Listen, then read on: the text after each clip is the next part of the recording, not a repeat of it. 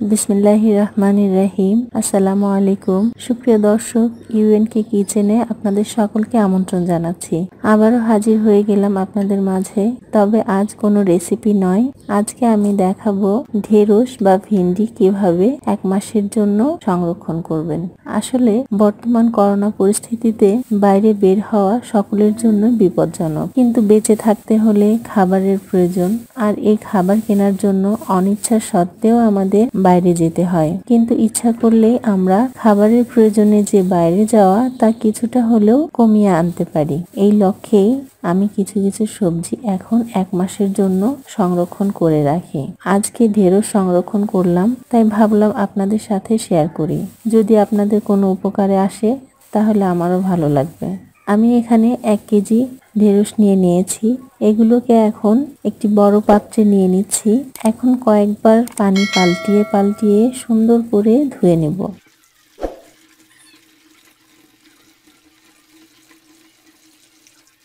আমি এখানে মোট 4 বার ধুয়ে নিয়েছি।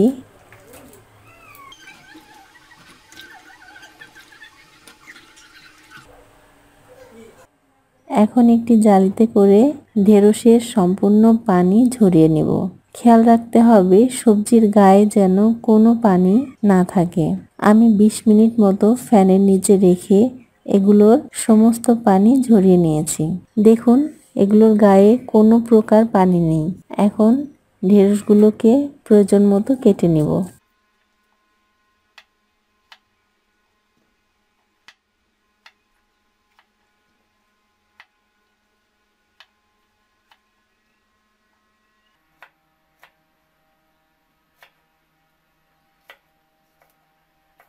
আমি এখানে 2 রকম করে কেটে নিয়েছি, একটা ঝোলের জন্য, অপরটা ভাজির জন্য।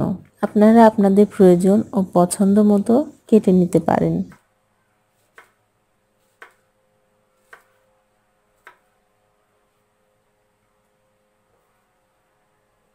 এখন সংরক্ষণের পালা। আমি 2 রকম পাত্রে সংরক্ষণ করে দেখাবো। কিছু ঢেঁড়স আমি একটি পলি ব্যাগে নিয়ে নিয়েছি। এখন একটু চেপে সমস্ত বাতাস বের করে নিয়ে পলি ব্যাগের মুখটা বন্ধ করে দিলাম।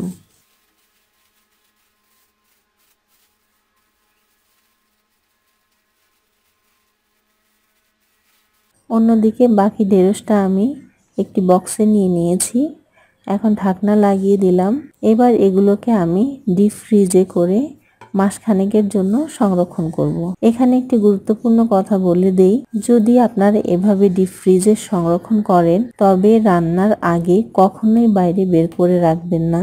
ঝোল বা ভাজি যাই করেন না কেন, মশলা কষানো হলে সাথে সাথে ফ্রিজ থেকে বের করে গরম কড়াইতে দিয়ে দিবেন। তাহলে কালারটা যেমন ঠিক থাকবে, সেদ্ধও হবে তাড়াতাড়ি। সুপ্রিয় দর্শক, আশা করছি ভিডিওটি আপনাদের উপকারে আসবে।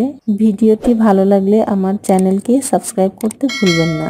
আজকে এ পর্যন্তই, দেখা হবে অন্য কোনো ভিডিওতে। তত পর্যন্ত সকলেই ভালো থাকবেন। আল্লাহ হাফেজ।